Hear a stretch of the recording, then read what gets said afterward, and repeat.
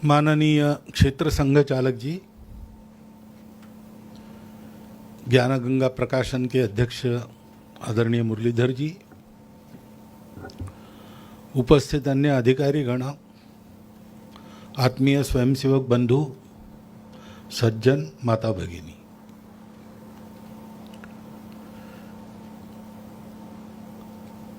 एक तरह से ये हमारे कृतज्ञता यापन का कार्यक्रम है।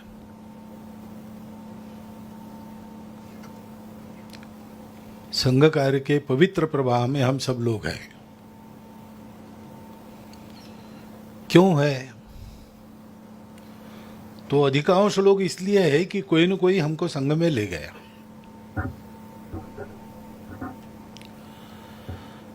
गृहस्थ कार्यकर्ता हो, प्रचारक हो,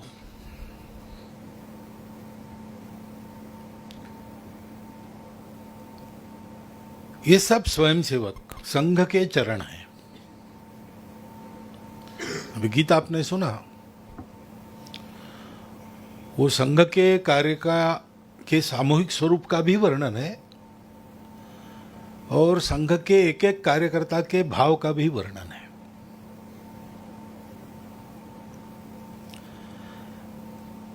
यही भाव व्यक्ति को स्वयंसेवक बनाता है, स्वयंसेवक को प्रचारक बनाता है। भाव तो सबका यही रहता है। उस भाव को मूर्त रूप देने का काम किसी किसी के लिए संभव हो जाता है, तो उनको व्यवस्था में प्रचारक यह नाम मिलता है। किसी किसी को संभव अनेक कारणों से नहीं हो पाता, इसलिए वो गृहस्थ कार्यकर्ताओं की श्रेणी में रखे जाते हैं। परिस्थिति और भाग्य पर अगर स्वयंसेवक का बस चलता तो संघ के सब स्वयंसेवक तुरंत प्रचारक निकल जाते।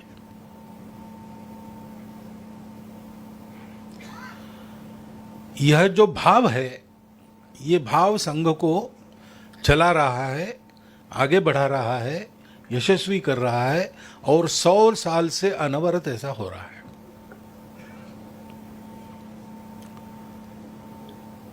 अब ये बात अनुभूति की बात है। बाहर की दुनिया में अगर हम ये वर्णन करें तो 1000 प्रकार के प्रश्न आएंगे और उनके सटीक उत्तर देने के बाद भी प्रश्न तो बचे ही रहेंगे। एक बहुत बड़े पत्रकार आए, मेरे से बात की, बहुत सारे उनके प्रश्न थे। सब होने के बाद भी फिर भी ऐसा करके नया प्रश्न शुरू करते थे। तो मैंने उनको कहा कि आप संघ शिक्षा वर्ग देखने के लिए एक बार आ जाओ, आपके सब प्रश्नों के उत्तर मिल जाएंगे। तो आए वो संघ शिक्षा वर्ग में 2 दिन रहे नागपुर के। उस समय तृतीय वर्ष कहते थे, आजकल कार्यकर्ता विकास वर्ग 2 कहते हैं। अब वो वातावरण ही ऐसा है और उसमें जो अनुभूति होती है वो अनुभूति ऐसी है कि नया व्यक्ति आ जाए अथवा विरोधक आ जाए, वो बदल जाता है, वो संघ समर्थक हो जाता है। अनेक लोग कार्यकर्ता भी बन जाते हैं। तो उनके सब प्रश्नों के उत्तर वहां मिल गए, लेकिन एक प्रश्न बाकी रहा, संघ का फंडिंग कैसा होता है। तुमने बताया भाई गुरु दक्षिणा है, पहले भी बताया था, वहां भी वही बताया। वर्ग के स्वयंसेवकों में घूम के उन्होंने 10 प्रश्न और उसके बारे में पूछ लिए। सारी जो जानकारी उनको मिलनी चाहिए मिल गई। फिर भी उनका वो प्रश्न अभी भी कायम है, क्योंकि वो विश्वास ही नहीं कर सकते कि किसी संगठन के सदस्य उस संगठन को अपने खर्चे से चलाते हो। केवल खर्चे से चलाते ऐसा नहीं है, वो तो दे दिया भगवान का, इस समर्पण वृत्ति से दे देते हैं। और मैं अधिक दे सकूं इसलिए अपने व्यक्ति जीवन में कुछ कमी करके उसको जो बचता है धन, वो वहां लगाते हैं। ये अभी तक उनका विश्वास नहीं, वो उनका प्रश्न अभी भी कायम है। तो ऐसी कुछ बातें अनुभूति की बातें होती है। हम लोग सौभाग्यशाली है कि जो विश्व में होता है, दुनिया में होता है, लेकिन होता है ये देखे बिना वो होता है ये समझ में नहीं आता, ऐसा एक हमको चमत्कार देखने को मिल रहा है। और हम देख रहे इसलिए हम जानते हैं कि वो चमत्कार नहीं है। ये सबका हो सकता है अगर अपने अहंकार को छोड़कर किसी की डुबकी लगाने की हिम्मत है तो।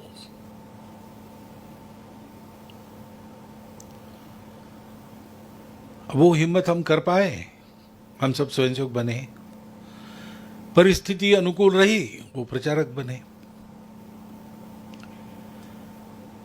अब वो बने और उन्होंने ये काम किया है,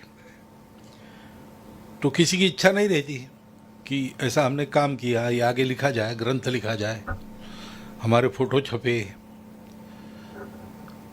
ये भी इच्छा नहीं रहती कि कोई हमारे प्रति कृतज्ञता व्यक्त करे। लेकिन हमारा तो ये कर्तव्य बनता है। गुरु गोविंद दोनों घड़े काके लागू पांव, ऐसा है ना, बलिहारो गुरु आपकी गोविंदियो दिखाए। तो ऐसे विश्व धर्म का साक्षात्कार कराने वाला संघ कार्य, उसको हमारे दरवाजे पर जो लेके आए, उनके कारण हमको लाभ मिला, उनके प्रति हमारे मन में तो कृतज्ञता रहने वाली है। लेकिन उन्होंने ये कल्पना भी नहीं की थी, और प्रचारक के भाव में इसको निषिद्ध माना जाता है। बताया भागीरथ जी ने, यह अनुभव सर्वत्र है। हम लोग राजस्थान से संबंधित है, तो राजस्थान के कार्यकर्ताओं का हमने लिखा है। लेकिन ये संघ की कहानी, स्वयंसेवक की कहानी, प्रचारक की कहानी सर्वदूर दुनिया में जहां जहां संघ है, राष्ट्रीय स्वयंसेवक संघ भारत में है, हिंदू स्वयंसेवक संघ भारत के बाहर भी है, सर्वत्र बिल्कुल ऐसी ही है।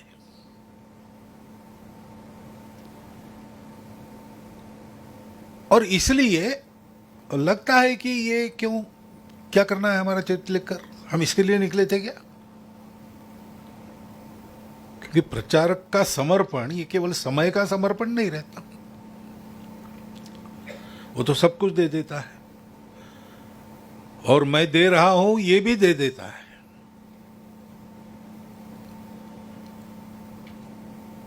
तो उसको अपना नाम भी नहीं चाहिए। 24 हमारे सामने नाम है, और भी होंगे जो आपको मालूम होंगे, लेकिन कितने ही ऐसे होंगे जो हमको मालूम नहीं है।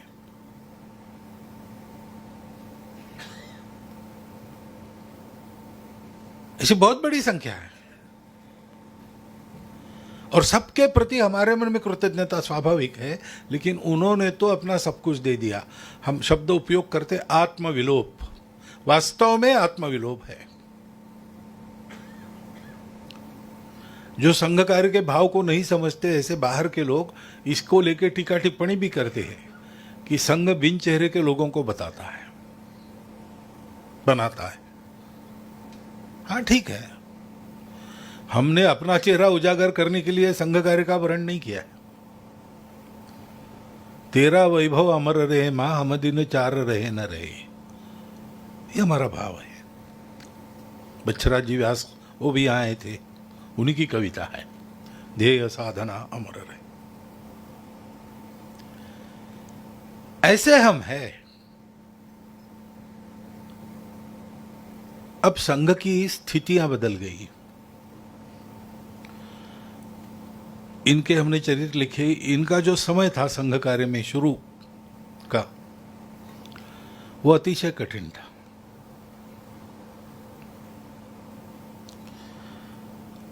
मनुष्य प्रचारक निकले ऐसी कोई परिस्थिति नहीं थी। संघ का काम भी छोटा ही था, उपेक्षित था। बहुत लोग हंसते थे संघ के कार्य पर, डॉक्टर हेडगेवार पर भी हंसते थे। नाक साफ कर नहीं सकते ऐसे बच्चों को लेकर ये राष्ट्र निर्माण करने चले हैं, ऐसा उपहास होता था। विचार अमान्य था। हिंदू संगठन मेंढक तोलने जैसी बात है, हो नहीं सकता। हिंदू हिंदू को काय को जगा रहे, मृत जाति है।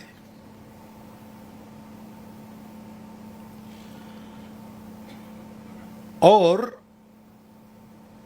काम करने के लिए शरीर चले, इसकी भी व्यवस्था नहीं थी। मैंने बताया दिल्ली के भाषण में, वो सत्य प्रसंग है।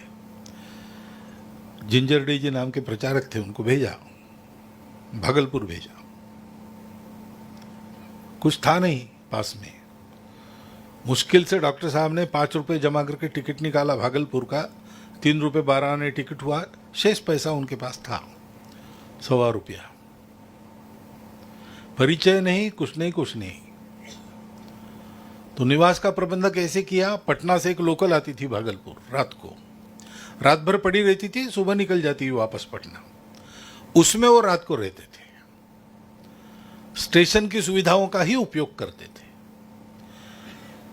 और दिन भर फिर नगर में घूमते थे, इस घर से उस घर। कहाँ टिकना ये सवाल नहीं, प्रश्न ही नहीं, क्योंकि जाना ही है सबके यहां। भोजन की व्यवस्था नहीं थी, तो 1 पैसे का चना उस समय सेर भर मिलता था, तो 3 दिन 1 सेर भर चने में अपना काम चलाते थे। वो 125 रुपया बचा था ना, 1 पैसा निकालना उसका। ये वास्तविकता है, ये सत्य स्थिति है। ये भी बताया मैंने कि एक स्वयंसेवक के घर कुछ पर्व त्योहार के लिए बुलाना था किसी को, ब्राह्मण को बुलाना था, वो ब्राह्मण थे, उसको पता चला, उसने बुलाया, ये गए।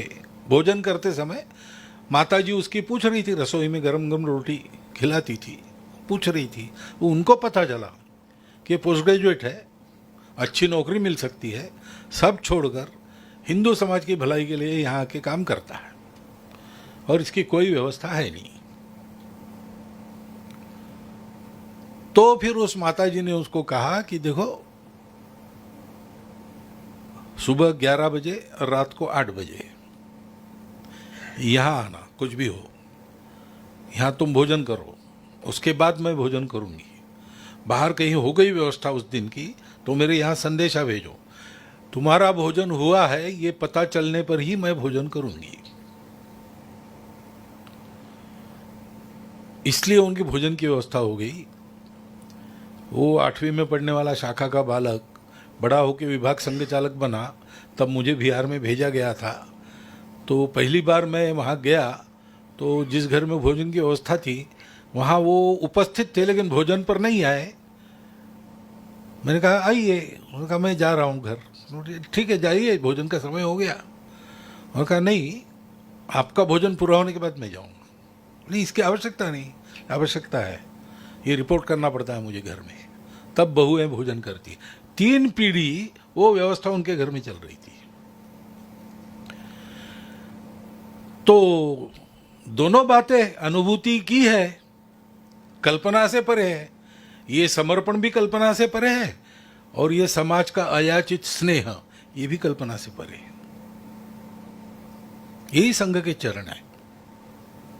उस समय ऐसी स्थिति थी, कुछ नहीं था, ये संघ का काम होने वाला है ये भी नहीं था।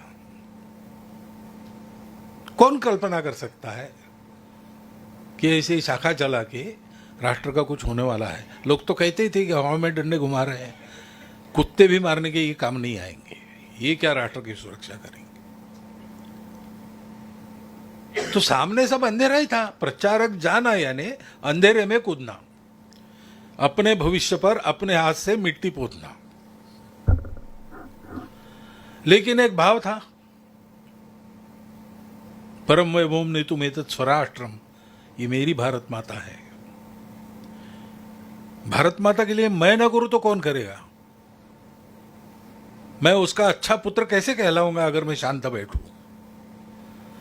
और यश वगैरह वो बस कुछ नहीं, ये करना है, ये उत्कट भावना और डॉक्टर हेडगेवार पर विश्वास, और कुछ नहीं था। उस समय प्रचारक निकले,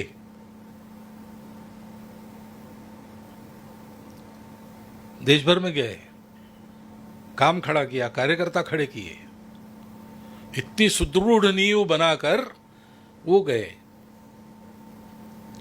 आज संघ की परिस्थिति में बहुत बड़ा अंतर आया है।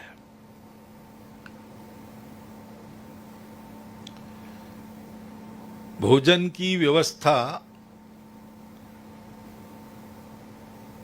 3 साल की हो जाती है, 1 साल में पूरी करनी पड़ती है, ऐसा हो जाता है।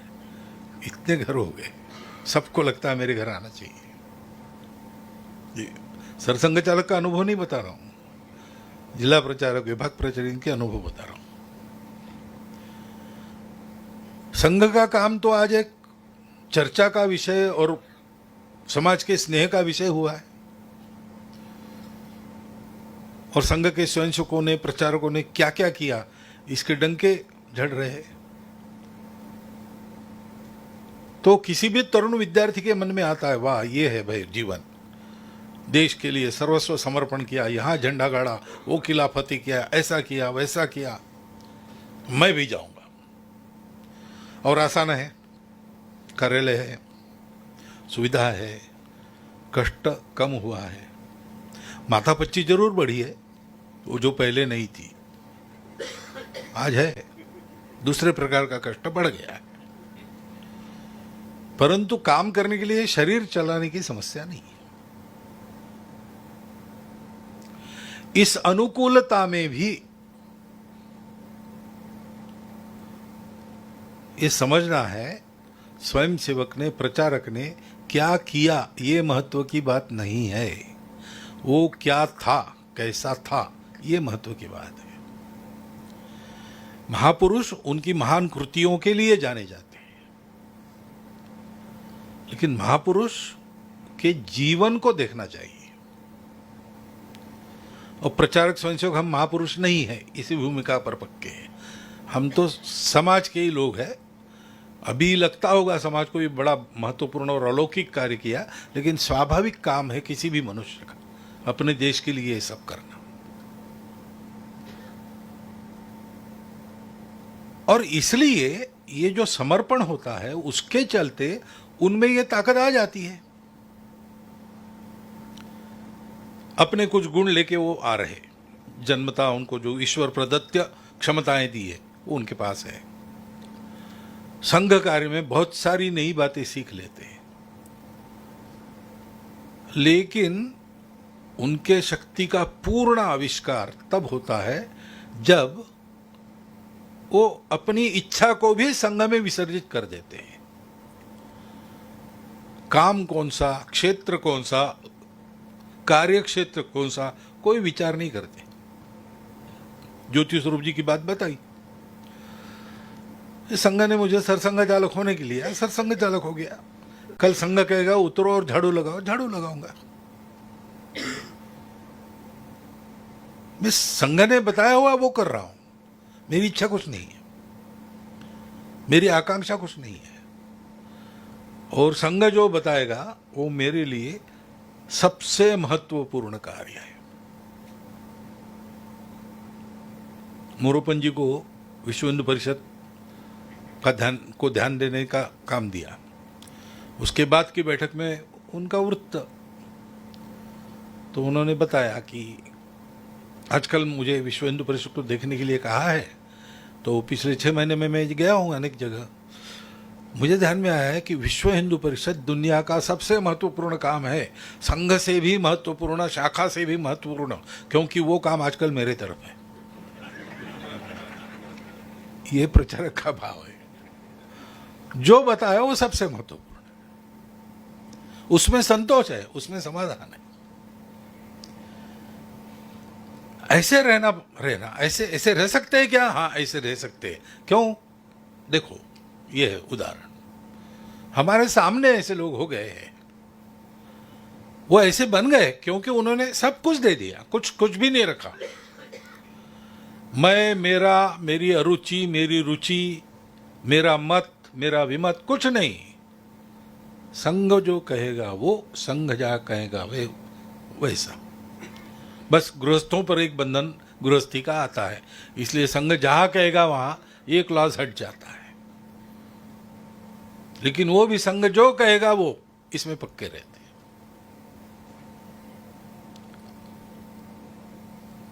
ये ध्यान में आता है। समर्पण की शक्ति ऐसी रहती है। किस्सा ही है लेकिन बोध उसका यही है।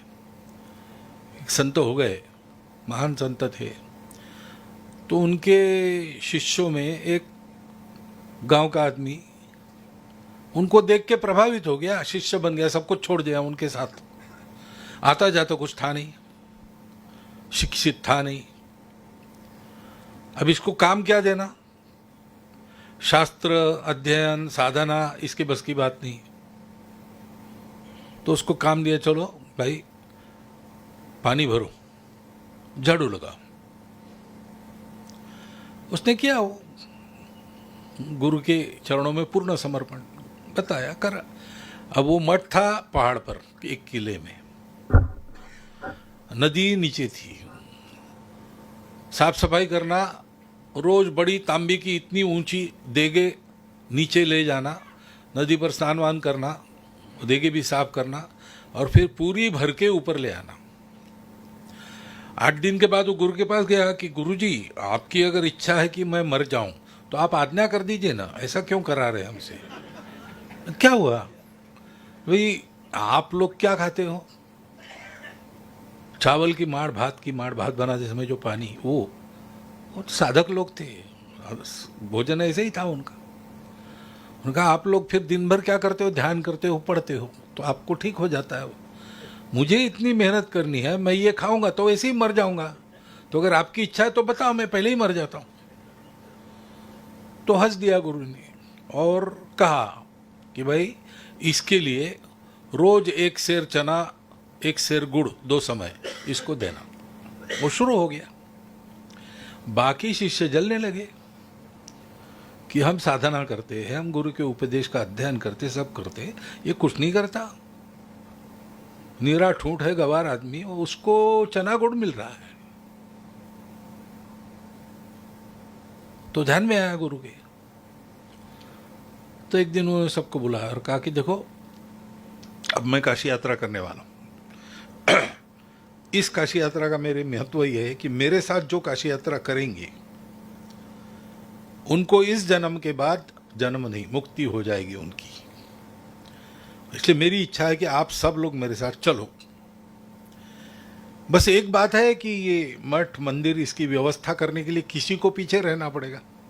अब तुम सब मेरे लिए समान हो तो मैं किसको कहूं, तो आप लोग ही आपस में तय कर लो, जो मेरे साथ आएंगे वो मुक्त हो जाएंगे, लेकिन किसी को मुक्ति का मोह छोड़ के यहां रहना पड़ेगा। तो उनका ठीक है, उनको लगा अच्छा अवसर मिला, आप इसको सबक सिखाते। सब ने मिलकर उसका ही नाम तय किया और गुरु को बताया। गुरु ने उनको बुलाया, अरे भाई ऐसी ऐसी काशी यात्रा है, जो मेरे साथ आएगा वो मुक्त हो जाएंगे, लेकिन यहाँ की व्यवस्था के लिए किसी को रखना चाहिए। तो सबका मत है कि तुम रहो, तुम्हारा क्या विचार है। उन्होंने कहा गुरुजी, वो हम क्या जाने मोक्ष मुक्ति वगैरह, हम तो गांव के किसान हैं, हमको इतना मालूम है जो आप कहेंगे वो हमारी मुक्ति है। तो आप कह रहे यहाँ रहो, तो जी रहूँगा मैं। तो बताया, देखो भाई, साफ सफाई करना नित्य के अनुसार, पानी भी नित्य के अनुसार ना, भगवान की पूजा करना और भोजन बनाना, भगवान को दिए बिना नहीं खाना। कहा ठीक है, सब चले गए, ये अकेला। अब भोला आदमी, भगवान को दिए बिना नहीं खाना, भोजन बनाया, भगवान के सामने रखा, लीजिए भगवान। रोज गुरु क्या करते थे उसको पता नहीं। अब भगवान क्यों लेने लगे, तो वैसे ही रह गई थाली, और भगवान ने खाए बिना भोजन नहीं करना, तो ये भी भूखा। 2 दिन के बाद उसने भगवान के सामने थाली रखी और कहा कि भगवान, मैं मर गया तो मुझे दुख नहीं है कुछ, गुरु की सेवा और आपकी सेवा कर रहा हूं, अच्छी गति मिलेगी, लेकिन आपको उत्तर देना पड़ेगा हमारे गुरु जी को कि आपकी सुरक्षा में मैं यहाँ हूं, तो मैं मरा कैसे।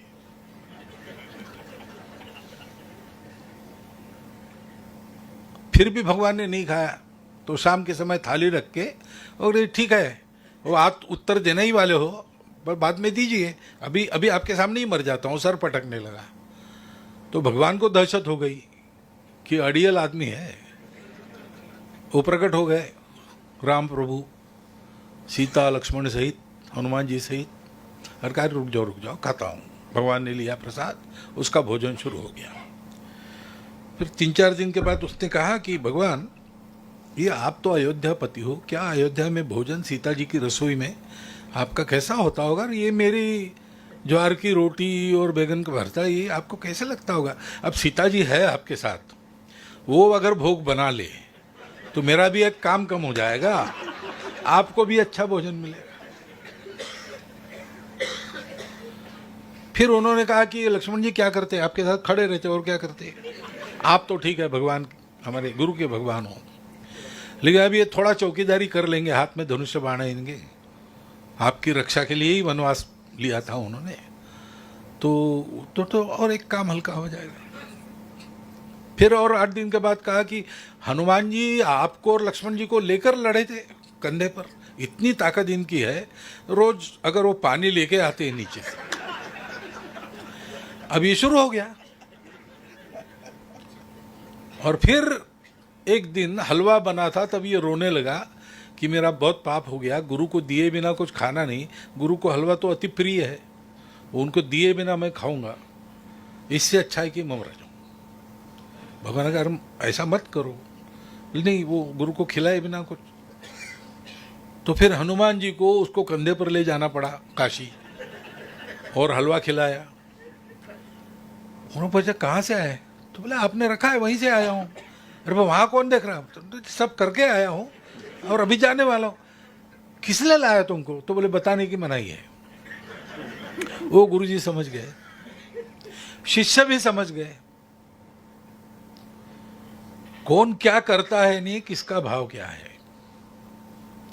और भाव अगर समर्पण का है तो ऐसे ठेठ गवार आदमी को भी वो शक्ति प्राप्त होती है जिससे वो भगवान को साकार कर सके। ये बोध है। और ये किस्सा हुआ कि नहीं मुझे मालूम नहीं, परंतु संघ के प्रचारक निकले हैं, अभी भी निकल रहे हैं। और संघ कार्य सब विपरीतताओं के बावजूद स्वयं सेवकों के भाव बल और जीवन बल से आगे बढ़ रहा है। यही संघ का रहस्य है। और ये रहस्य बताने के बाद भी लोग समझेंगे नहीं जब तक वो अंदर आकर इस संघ कार्य की प्रत्यक्ष अनुभूति नहीं लेंगे। इसलिए पूजनीय गुरुजी कहते थे, मराठी में एक वाक प्रचार है, ज्ञानबाची मेक, यानी कोई ऐसा रहस्य रख देते हैं ज्ञानेश्वर महाराज, वो जो बताते हैं, या व्यास जी ने महाभारत बताया तो उसमें कुछ रहस्य है, वो समझने पड़ते हैं, वैसे नहीं समझ में आते। तो ऐसे संघ कार्य में सब सीखने के बाद भी एक ज्ञानबा की मेक है, वो अनुभूति लेने वाले स्वयंसेवक को ही प्रत्यक्ष है, बाकी लोग उसको नहीं समझ सके। इसलिए कई लोगों ने संघ जैसी शाखाएं चलाने का उपक्रम करके देखा, संघ की स्पर्धा में 15 दिन से ज्यादा किसी की नहीं चली, और हमारी चल रही है 100 साल से, और बढ़ भी रही है। क्यों? संघ चलता कैसे है भाई? संघ स्वयंसेवकों के भाव बल और जीवन बल पर चलता है। वो भाव बल और जीवन बल कैसा होना चाहिए, कैसे सीखते हैं? उसी भाव को देखकर, उसी जीवन को देखकर। जीवन का उदाहरण प्रस्तुत करना ये संघ कार्य में पहला कार्यक्रम है। रोज शाखा जाना क्यों जाना है? ये जीवन बनना चाहिए, ये जीवन ऐसा होना चाहिए, वो समर्पित जीवन होना चाहिए। संघ में ये परंपरा डॉक्टर साहब ने स्वयं से उद्भूत की, अपने जीवन से।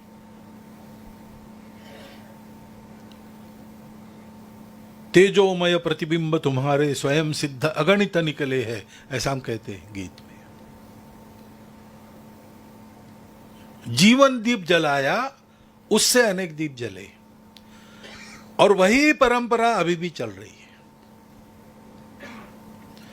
आज इसकी आवश्यकता बहुत है इस परंपरा को समझने की, क्योंकि अब उपेक्षा समाप्त हो गई, विरोध समाप्त हो गया, अब तो अनुकूलता ही अनुकूलता है। न चाहते हुए प्रसिद्धि होती है, न चाहते हुए मान प्राप्त होता है। कार्य का एक आवश्यक भाग के नाते भी सम्मान के पद पर जाकर बैठना पड़ता है। संघ का सम्मान बढ़ा है तो संघ का हर दायित्व ये सम्मान का पद हो गया। पहले हम सरसंघ चालक जी को परम पूजनीय कहते थे, सरकारवाजी को माननीय कहते थे। अब आप देखिए तो जिला प्रचारक का भी परिचय करा देते सार्वजनिक, माननीय जिला प्रचारक जी ऐसा कहते। संघ बड़ा हो गया ना। ये अनुकूलता की बहुत सारी सुविधाएं हैं कार्य बढ़ाने की दृष्टि से, लेकिन बहुत सारे इसमें नुकसान भी है, उसमें ये सारे हैं। और उससे हमको छुट्टी नहीं है, उसमें रहना है, लेकिन वैसा ही बनना है, वैसा ही रहना है जैसा हम उपेक्षा के समय थे, विरोध के समय थे। उसी भाव बल से संघ आगे बढ़ेगा, अनुकूलता को भी पार करेगा और कर रहा है। और इसलिए ये परंपरा कैसी है, ये सबके सामने आना चाहिए। जो हमारे प्रचारक रहे ऐसे, उनको कभी ये आस नहीं थी, और उनके सामने ये लेके जाते तो अभी तो ठीक है वो नहीं है। हमने अन्य लोगों को पूछा, उन्होंने भी ना कहा, लेकिन सोहन सिंह जी के पास एक कल्पना लेके जाते तो सोहन सिंह आपको निकाल देते भवन से। हम जानते हैं, हमने देखा इन सबको। इसलिए नई पीढ़ी के सामने यह सभी स्वयंसेवक, प्रचारक, विस्तारक सभी, क्योंकि जैसा मैंने कहा कि मानसिकता से हर स्वयंसेवक प्रचारक ही हो जाता है। प्रत्यक्ष परिस्थिति में अंतर आता है, क्योंकि यही जीवन शक्ति है संघ की, यही संघ के चरण है। संघ को अपना काम सफल करना है तो इसी के बलबूते संघ आगे बढ़ सकता है, यशस्वी हो सकता है। और संघ यानी कौन है? संघ यानी हम सब लोग हैं, स्वयंसेवक है। संघ यानी कोई संस्था संगठन नहीं है। संघ यानी शाखा का मैदान नहीं है। संघ यानी संघ की आजकल लिखित घटना है, वो लिखित संविधान है, वो नहीं है। संघ यानी संघ के स्वयंसेवक, यानी स्वयंसेवकों का जीवन और स्वयंसेवकों का भावबल। उसी के आधार पर आगे बढ़ना है तो ये जीवन हमको देखने पड़ेंगे, उन जीवनों की जानकारी हमको होनी पड़ेगी। कई जानकारियां, संघ बड़ा हो गया तो ऐसे ही आ रही सामने, लेकिन कई जानकारियां पता नहीं रही थी। डॉक्टर साहब का परिश्रम कितना था हमने सुना है, खून का पानी किया वगैरह कहते हम, लेकिन प्रत्यक्षदर्शी ने बताया, जो उस समय 9वीं क्लास में थे, पढ़ाई के लिए रात को डॉक्टर साहब के घर रहते थे।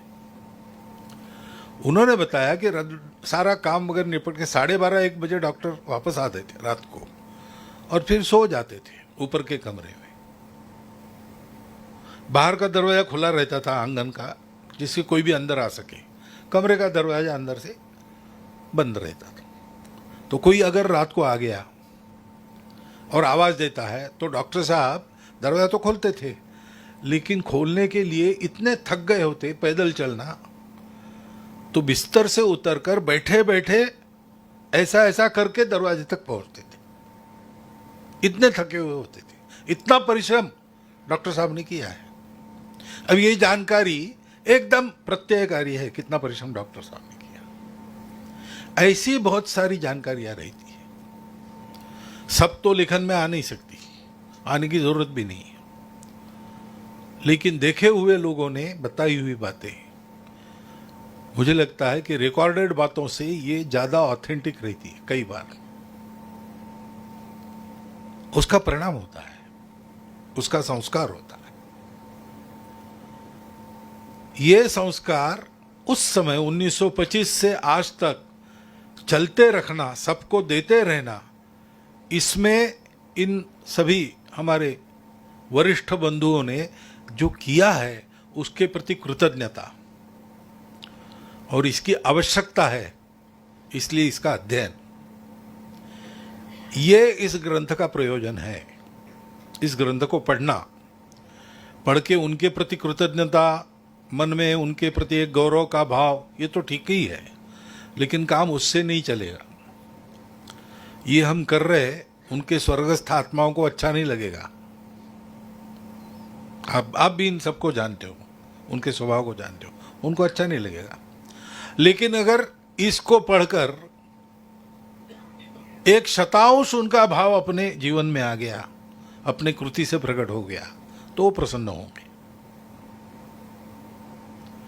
डॉक्टर साहब के गाने में कण कण भी यदि अणु में तेज हो तुम्हारा, चमकाए तिमिर भरा भूमंडल सारा, ऐसा कहते हैं। ये जीवन ऐसे है कि इनके उस भाव का, प्रकाश का, तेज का कण भी अगर हमने वर्ण कर लिया, हमारे जीवन में ला लिया, तो सारे भूमंडल को चमका सकने वाला तेज हमारे अंदर प्रस्फुरित हो सकता है।